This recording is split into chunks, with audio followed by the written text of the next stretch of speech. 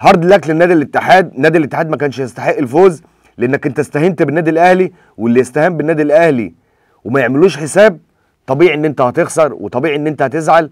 استاذ وليد فراج، انت قلت النادي الاهلي كسب اتحاد جده ولا لعب اتحاد جده كان بيلعب ايام الكره الجبس. طب احنا لعبنا بقى في الكره الحديثه اكشن يا وليد. لا احنا المره دي بقى اكشن يا اهلي. شفت اكشن اهلي يا استاذ وليد؟ كان حلو صح؟ شفت الطعميه؟ الطعميه كانت مقرمشه وسبايسي. الله يكون في عون جمهور نادي الاتحاد بصراحه، بكم النجوم اللي موجوده وبكم الاسماء اللي موجوده دي. في الاخر الجمهور يروح ينام مننا. بس الطعميه امبارح كانت مشطشطه وحرقت حرقت قلبهم، يعني جت عليهم شويه. قبل ما تاخد قرار في تصريحاتك فكر. مستر كولر امبارح، برافو يا مستر كولر بصراحه، بحييك. هي طعميه وكبسه اكلتين مفضلين للمصريين والاهل المملكه واهل السعوديه، بس في الاخر الشطه كانت حر. نسر الاهلي ده بيرفرف في الملعب.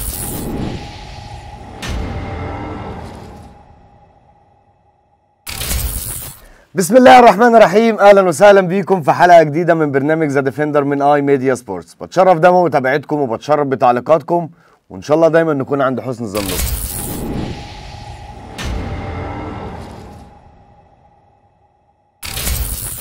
مباراة النادي الاهلي والاتحاد السعودي اللي كانت شاغله الرأي العام سواء في مصر او في السعوديه، او شاغله حتى جمهور النادي الاهلي وشاغله جمهور نادي الاتحاد، وكان كلام كتير جدا على الطعميه وعلى الكبسه.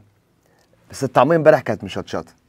الطعميه امبارح كانت مقرمشه وفيها سبايسي كده وحرقت حرقت قلبهم، يعني جت عليهم شويه. امبارح النادي الاهلي رد على حاجات كتيره قوي في الفتره الاخيره، من تصريحات اعلاميه، من تصريحات جماهير، من الثقه الزايده من جمهور نادي الاتحاد ولاعيبي نادي الاتحاد ان هم فاكرين ان هم هيلعبوا خصم سهل. لا ده النادي الاهلي يا جماعه، بجد ده النادي الاهلي. النادي الاهلي عمره ما عرف مستحيل. النادي الاهلي عمره ما حد تكسبه بسهوله كده. ده انت لما تكسب الاهلي تكسبه يبقى في حاجه غلط، يبقى في حاجه مش مظبوطه. النادي الاهلي كبير ببطولاته، وكبير بجماهيره، وكبير بلعيبته لما اللعيبه بتركز. امبارح اللعيبه الله اكبر عليهم بصراحه، لعيبه رجاله بمعنى كلمه رجاله. طب ما هو طب ليه بقى الفتره اللي فاتت دي الضغط والعصبيه؟ ظروف ووارد ان انت تبقى مش ماشيه معاك. طب ما شخصيه النادي الاهلي امبارح ظهرت اهي، من اول الشناوي، من الحاد بيرستاو وكهربا وحسين الشحات وامام عاشور في نص الملعب. مروان عطيه رجع تاني لمستواه اللي احنا عارفينه، كان مركز. كوكا كان مفاجاه المباراه امبارح. معلول امبارح يعني زي ما بيتقال كده ايه، انا هرجع تاني وهرد، وتحسب ليه بصراحه. يعني عنده قلبه جامد، قلبه زي ما بيتقال كده قلبه جاحد. انت في موقف صعب وبتلعب قصاد فرقه كبيره، قصاد نادي الاتحاد، اسماء موجوده غير طبيعيه بصراحه، اسماء كبيره. تمسك ضربه الجزاء كده وتركيزك وتحرز الهدف، لا معناها ان انت يعني معناها ان انت شخص مقاتل. وانا بحب نوعيه اللعبه دي، ودايما بتكلم على معلول ان خلاص يعني وارد ان الظروف تبقى تعكس معاه في الفتره الاخيره، بس سيظل علي معلول من افضل اللعيبه اللي جت في تاريخ النادي الاهلي اداء وبطولات على مدار يعني 5-6 سنين اهو، دلوقتي دي 7 سنة على ما اعتقد. يعني بيقاتل لحد اخر لحظه، ليه دور كبير جدا مع النادي الاهلي. عبد المنعم امبارح هو وياسر ابراهيم مع بعض التحفظات في الحته الدفاعيه، بس عملوا مباراه كبيره بصراحه. ياسر ابراهيم امبارح كان هايل، عبد المنعم كان هايل. محمد هاني اللي بيتالق دايما في كاس العالم للانديه وبيغير الفكره، بيغير فكره الجمهور، وبيغير فكرتنا احنا. حتى لما بيركز بيظهر. لما اللعيبه دي يا جماعه، لعيبه النادي الاهلي رجاله، روح النادي الاهلي دايما موجوده. نسر الاهلي ده بيرفرف في الملعب، بيفترس اي حد او بيصطاد اي حد جوه الملعب. هو ده النادي الاهلي، هي دي شخصيه النادي الاهلي. مع الاهلي مفيش مستحيل. مع الاهلي ما تفكرش يعني ايه، قبل ما تاخد قرار في تصريحاتك فكر. يعني فكر انت بتلعب قصاد النادي الاهلي، فكر شوف رد الفعل امبارح كان قوي، كان قاسي من لعيبه النادي الاهلي. انت بتتكلم برضو نتيجه 3 ثلاثة، لا ثلاثة واهداف ملعوبة، اهداف زي ما بيتقال كده بشخصية الاهلي، بقوة الاهلي، مفيش مجاملات. امبارح ضربة الجزاء، ضربة جزاء، هدف حسين الشحات حاجة ولا اروع. عشان كده دايما بتكلم حسين الشحات لما بيلعب اللعب الجماعي بيظهر بشكل كويس. امام عاشور امبارح كان في بعض الاوقات متخوف، بس شخصيه امام عاشور في الملعب وتواجده في الملعب دور كبير. خلاص امام اقفل بقى القصه في الفتره الاخيره والكلام اللي كان عليك، خلاص انت لعيب في النادي الاهلي.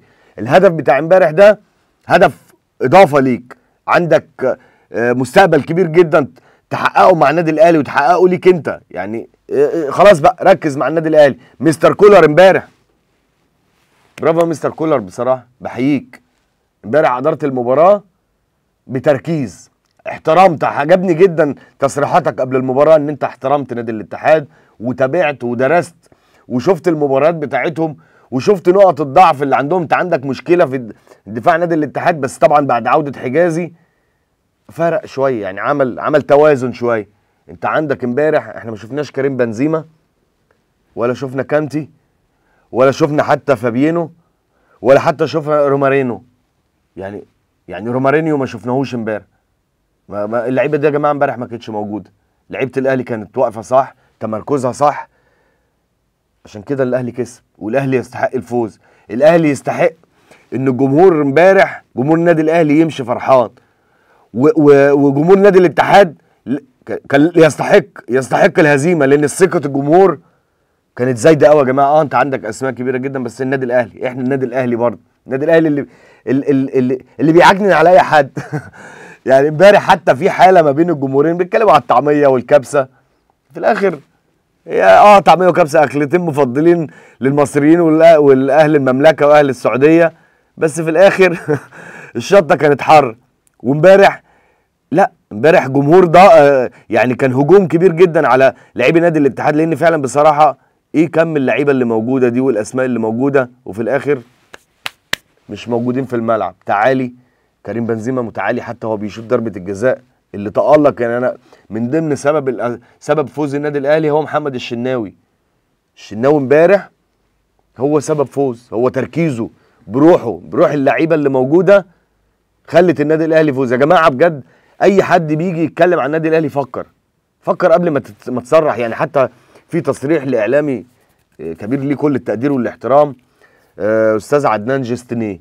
استاذ عدنان الجستنيه التصريح ده تقريبا داخل في شهر او اقل، يعني شهر وشويه يعني. قال لك النادي الاهلي لو كسب الاتحاد انا هعلن اعتزالي. طب ايه موقف حضرتك بقى دلوقتي؟ يعني ايه موقف قال لك لو النادي الاهلي كسب الاتحاد انا هقعد في بيتنا وهعلن الاعتزال وادي واجباتي في البيت. مش عارف يعني هو كده بالشكل ده انت خلاص كده قعدت في البيت ولا هتعتذر؟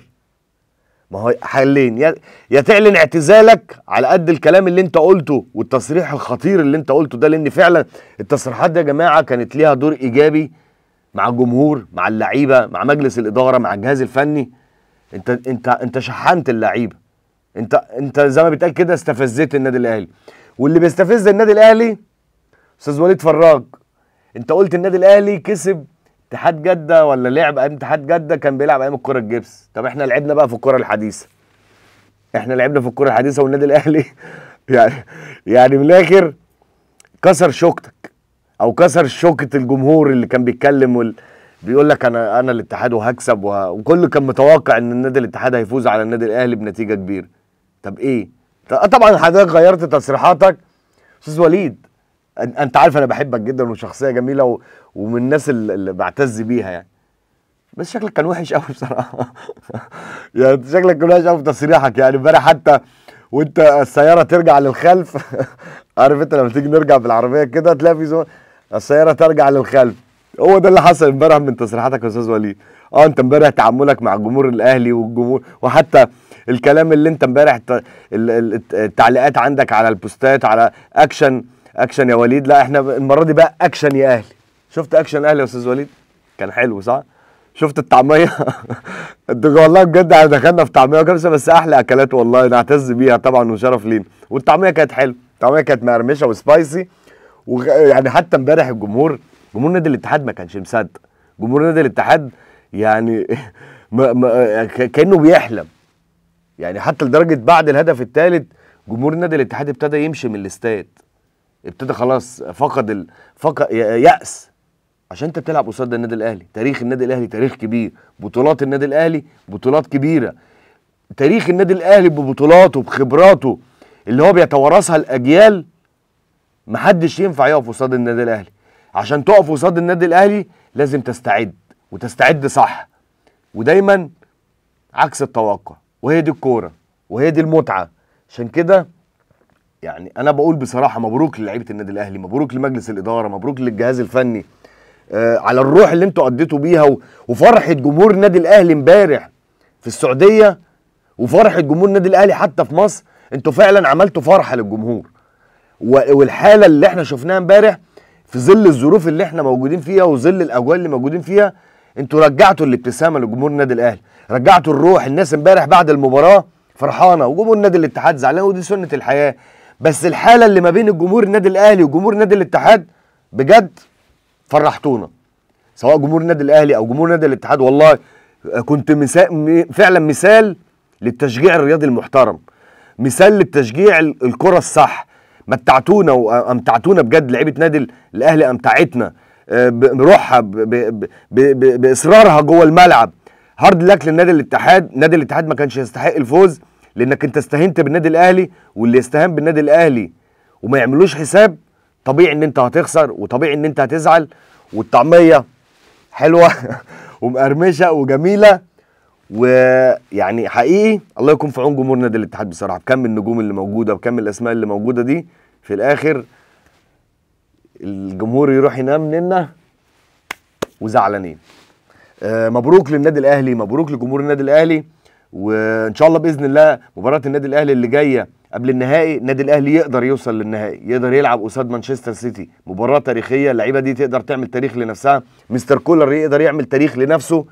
بحييكم وبشكر جمهور النادي الاهلي وبشكر جمهور نادي الاتحاد على المباراه الجميله اللي احنا شفناها من حيث الاداء، من حيث النتيجه، من حيث حتى الحاله ما بين الجمهوريين، جمهور النادي الاهلي وجمهور نادي الاتحاد. حاجه تحترم، وبشكركم بجد من كل قلبي.